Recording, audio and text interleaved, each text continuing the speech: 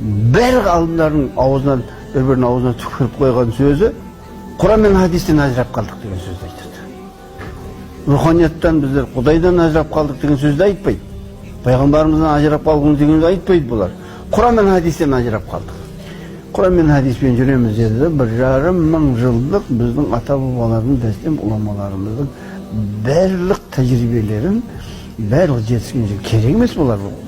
Біздің ата-бабаларымыз 600 жыл болды бұлар бәрі адасып кеткен деп өздерінше мінесен бастайды. Шелпек пісірсең де шірк, Құран оқысаң да шірк, қолыңды көтерсең де шірк, шіркті бәрін жерлікті толтырып тастады да жақ. Шын мұсылман халық болды. Бітшетін шығарды сол халықты.